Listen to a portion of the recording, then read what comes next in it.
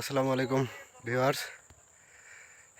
এখন দাঁড়িয়ে আছি আমি আমাদের জিরাশাইল প্রোডাকশন এরিয়ায়।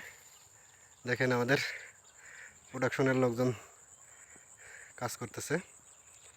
এখানে আমাদের জিরাশাইল প্রোডাকশন এরিয়া আছে। জিরাশাইল আছে টোটাল 7 বিঘা মাঝখানে একটা জমি পরেই আর কি, ওখানে আমাদের জমি আছে।